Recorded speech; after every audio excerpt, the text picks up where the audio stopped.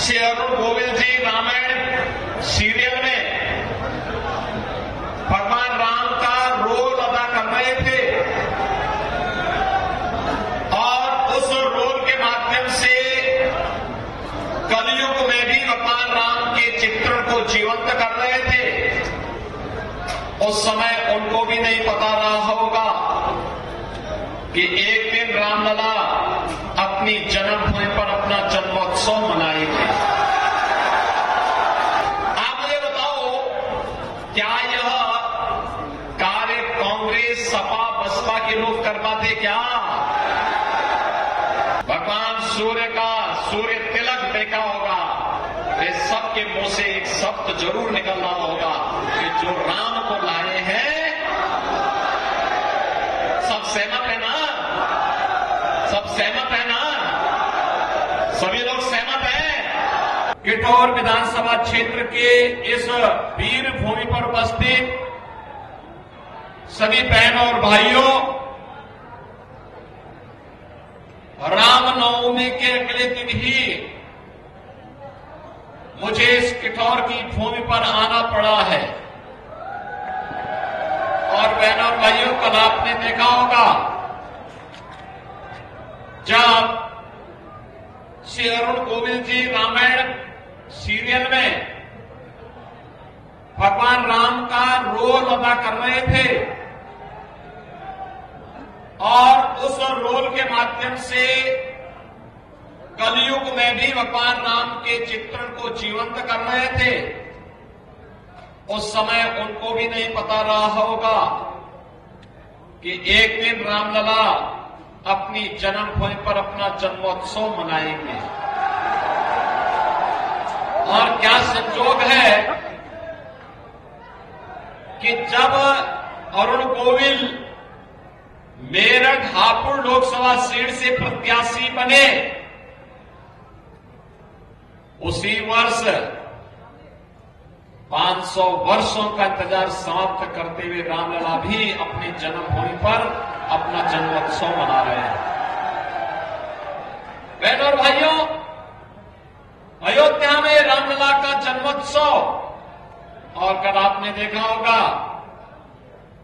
सूर्यवंशी राम भगवान सूर्य की किरणों से उनका तिलक और अभिषेक किस रूप में हो रहा था, यह भी पूरे देश और पूरी दुनिया को अभिभूत कर रहा था।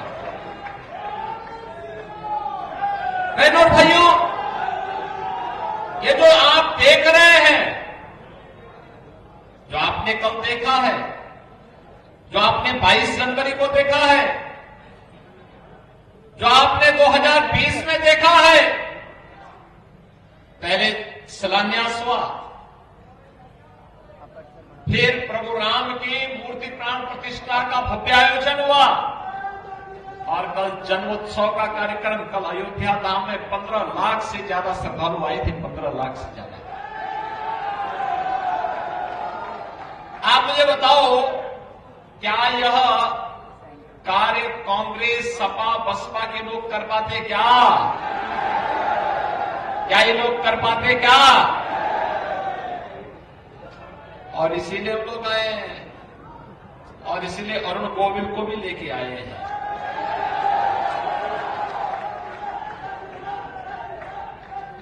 देखो, जितना भी ये हो रहा है, 1857 में धन सिंह कोतवाल ने, बहनों और भाइयों, देश की स्वाधीनता के लिए अपनी नौकरी को ठुकरा करके देश के अमर बलिदानियों की श्रेणी में खड़ा होकर के देश की स्वतंत्रता का उद्घोष किया था। उन महापुरुषों का जो सपना था, वह सपना एक ही था कि तेरा वैभव अमर रहे मां, हम दिन चार रहे न रहे। वे अपने लिए नहीं जिए थे, अपने परिवार के लिए नहीं जिए थे, उनका जीवन देश के लिए था, इस देश के लिए था, देश की स्वाधीनता के लिए था, आने वाली पीढ़ी के उज्जवल भविष्य के लिए था। और इस वर्तमान पीढ़ी का यह सौभाग्य है कि जो सपना इस देश के क्रांतिकारियों ने, अमर बलिदानियों ने देखा था, उस सपने को आज साकार होते हुए हमारी वर्तमान पीढ़ी देख रही है।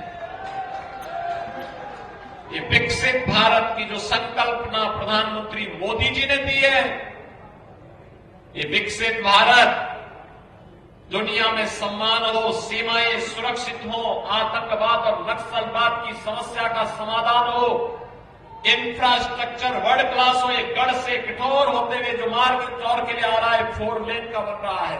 कोई कल्पना करता था? मेरठ से दिल्ली का 12 लेन का expressway, rapid rail, sports university, 1 district 1 product में यहां के स्पोर्ट्स आइटम को वर्ल्ड में भेजने का कार्य, ग्लोबल बनाने का काम जो हुआ है। और बहनों और भाइयों, आज जो आपके यहां माहौल परिवर्तन देखने को मिल रहा है, ये जो इंफ्रास्ट्रक्चर है, मेरठ में भी हम लोग मेट्रो भी देने जा रहे हैं। ये जितने कार्य हैं, ये 14 के पहले कल्पना थी। और गरीब कल्याणकारी योजनाओं की तो कोई सानी नहीं। आप सोचिए, 1947 में भारत स्वतंत्र हुआ, पाकिस्तान भी स्वतंत्र हुआ। पाकिस्तान के पास संख्या कम गई लेकिन क्षेत्रफल ज्यादा गया। और बहनों और भाइयों, भारत 80 करोड़ लोगों को 4 वर्ष से फ्री में राशन दे रहा है, अगले 5 वर्ष तक जारी रहेगा। और पाकिस्तान, भारत की आबादी है 140 करोड़, 80 करोड़ लोग फ्री में राशन प्राप्त कर रहे हैं, और पाकिस्तान की आबादी है 22 करोड़ और लोग वहां भूखों मर रहे हैं, भूखों मर रहे हैं वहां। भारत का विभाजन करके पाकिस्तान बना, भारत का समृद्ध क्षेत्र, और ज्यादा भूमि भी गई, लेकिन वहां भूखों मर रहे हैं। और भारत की सरकार अपने 80 करोड़ लोगों को फ्री में राशन की सुविधा का लाभ दे रही है। जितना पाकिस्तान की आबादी नहीं, उससे ज्यादा लोगों को पिछले 10 वर्ष में गरीबी रेखा से ऊपर करने में मदद मिली है। बहनों और भाइयों, 60 करोड़ गरीबों को फ्री में 5 लाख रुपए की स्वास्थ्य बीमा का कवर। और हमने तो उत्तर प्रदेश में भी किया कि आयुष्मान कार्ड किसी का अगर नहीं बना है, हमारा विधायक या सांसद या स्वयं पीड़ित व्यक्ति एक एप्लीकेशन भी भेज देता है ना कि मैं बीमार हूं, मेरे परिवार में फलाना बीमार है, मेरी स्थिति नहीं कि मैं उपचार करा सकूं। हम लोग जिन 50 करोड़ लोगों का जनधन अकाउंट प्रधानमंत्री मोदी जी ने खुलवाया है, उस अकाउंट में सीधे पैसा भेजने का काम कर देते हैं उन लोगों के पास। बहनों और भाइयों, 50 करोड़ लोगों के लिए जनधन अकाउंट, 12 करोड़ गरीबों के लिए, 12 करोड़ किसानों के लिए प्रधानमंत्री किसान सम्मान निधि का लाभ, 12 करोड़ गरीबों के घर में शौचालय का लाभ, 10 करोड़ गरीबों को उज्ज्वला योजना का फ्री में सिलेंडर, 4 करोड़ गरीबों के फ्री में मकान, सिर ढकने के लिए एक प्रधानमंत्री आवास योजना का मिल जाना, 2.5 करोड़ गरीबों के घर में फ्री में बिजली का कनेक्शन मिल जाना। ऐसी ढेर सारी योजनाओं का लाभ भी प्रधानमंत्री मोदी जी के नेतृत्व में भारत के प्रत्येक नागरिक को उपलब्ध कराया गया। और बहनों भाइयों, ये जितना परिवर्तन हुआ है, चाहे वह सम्मान बढ़ा हो, सुरक्षा बढ़ा हो, आपकी आस्था का सम्मान हुआ हो, विकास के बड़े बड़े कार्य हुए हैं, ये सभी कार्य हुए हैं देश के यशस्वी प्रधानमंत्री नरेंद्र मोदी जी के नेतृत्व में। बहनों और भाइयों, मैं इसीलिए आपसे कहने के लिए आया हूं, क्या कश्मीर में धारा 370 कांग्रेस, सपा या बसपा के लोग हटा पाते क्या? और ये धारा 370 ही नहीं हटती तो आतंकवाद भी समाप्त नहीं होता। तलाक की कुप्रथा को सपा बसपा और कांग्रेस के लोग समाप्त कर पाते क्या? अगर नारी सशक्तिकरण का कार्य किसी ने किया है तो भारतीय जनता पार्टी ने किया है, मोदी जी ने किया है। उनको उज्ज्वला योजना का कनेक्शन भी दिया है, उनके प्रत्येक गरीब के घर में शौचालय भी दिया है और साथ साथ 3 तलाक की कुप्रथा को हमेशा के लिए बैन भी कर दिया है। अयोध्या में राम मंदिर का निर्माण क्या ये सपा बसपा और कांग्रेस के लोग कर पाते क्या? बहनों और भाइयों, 2017 के पहले इस क्षेत्र में हर दूसरे तीसरे दिन दंगा होता था, कर्फ्यू लगता था। आज देखो कर्फ्यू नहीं है, आज तो कावड़ यात्रा तेरे धूम धड़ाके के साथ निकल रही है ना। कोई रोक रहा है क्या? कोई रोक रहा है क्या? आज व्यापारी भी सुरक्षित है और बेटी भी सुरक्षित है, आस्था का भी सम्मान है। ये सभी कार्य जो हो पा रहे हैं कैसे हो रहे हैं मालूम है ना? क्योंकि भारतीय जनता पार्टी की सरकार है और मोदी जी देश के प्रधानमंत्री हैं।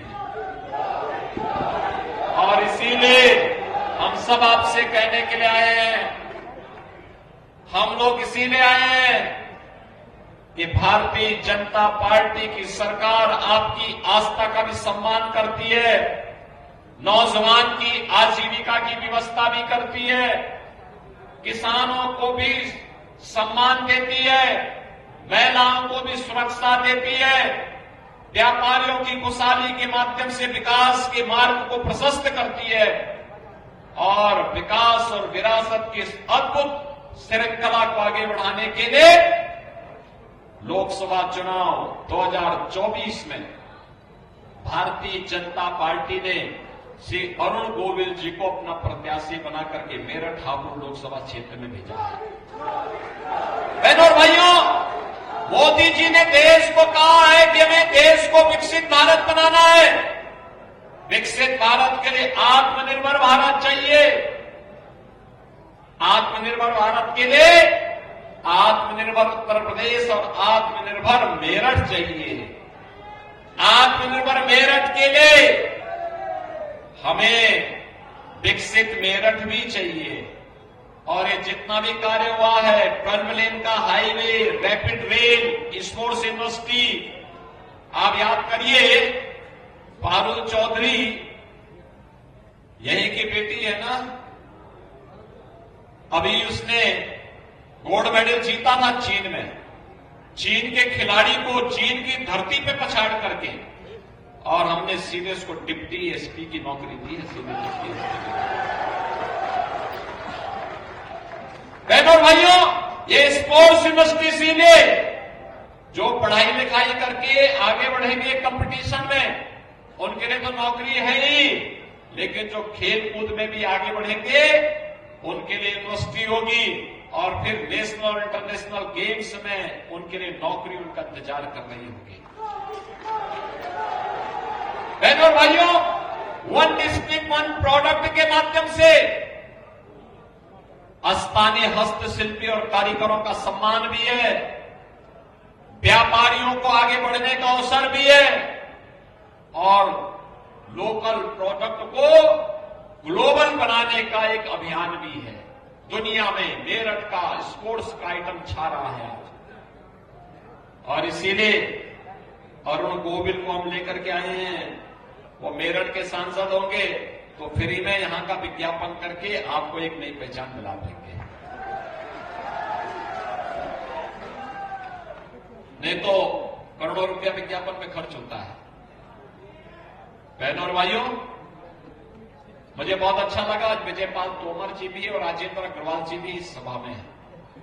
विजयपाल तोमर जी तो संगठन के कार्य से उड़ीसा में थे। उड़ीसा में सीधे कल शाम को ही वे आए हैं और यहां पर रह करके आज वह अरुण गोविल के समर्थन में अपने गांव में यहां पर आप सबका आह्वान करने के लिए आए हैं।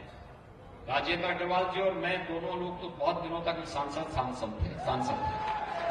लगातार वे मेहनत करते थे, काम करते थे, विकास के लिए लगे रहते थे, लगातार काम करते थे। और आज उनका भी सानिध्य से अरुण गोविल जी को प्राप्त हो रहा है। और इसीलिए आज हम सब आपके पास आए आपसे कहने के लिए, बहनों और भाइयों, हमें विकसित भारत चाहिए। न केवल हम बल्कि आने वाली पीढ़ी उसका लाभ प्राप्त कर सके और देश के बारे में वही सोचेगा जिसके लिए देश प्राथमिकता हो, नेशन फर्स्ट। और इसीलिए हम कहते हैं चुनाव नेशन फर्स्ट और फैमिली फर्स्ट के बीच में है। जिन लोगों के लिए परिवार महत्वपूर्ण है, बहनों और भाइयों, वे लोग इस चुनाव में सपा बसपा कांग्रेस की बात कर रहे होंगे, लेकिन जिनके लिए राष्ट्र प्रथम है, नेशन फर्स्ट है, वे भारतीय जनता पार्टी के प्रत्याशी का समर्थन करते हुए पूरी मजबूती के साथ काम कर रहे हैं। और इसलिए पूरे देश के अंदर एक आवाज है कि फिर एक बार अब की बार। और बहनों और भाइयों, जिसने कल भगवान सूर्य तिलक देखा होगा, वे सबके मुंह से एक शब्द जरूर निकलना होगा कि जो राम को लाए हैं। सब सहमत है ना? सब सहमत है ना? सभी लोग सहमत हैं। और यहां पे तो भगवान राम के रोल को जीवंत करने वाले स्वयं श्री अरुण गोविल आपके प्रत्याशी बनकर के आए हैं। अरुण गोविल बनकर के घर घर जाएंगे, घर घर जाकर के 26 अप्रैल के लिए कमल चुनाव चिन्ह पर वोट देने के लिए लोगों का आह्वान करेंगे। सभी लोग करेंगे। मैं आपसे यही अपील करने के लिए आया हूं। चुनाव के दौरान प्रत्याशी से अपेक्षा करना कि घर घर आएंगे, गांव गांव आएंगे, कठिन होता है। एक संसदीय क्षेत्र में 2000 से अधिक गांव पड़ते हैं, वार्ड अलग है।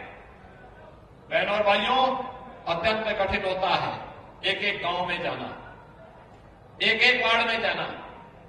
पार्टी के भी कार्यक्रम होते हैं, संगठन की योजना रचना होती है, उसी में इंटरव्यू होते हैं, उन्हीं में तमाम अन्य कार्यक्रम होते हैं, प्रबंधन होता है।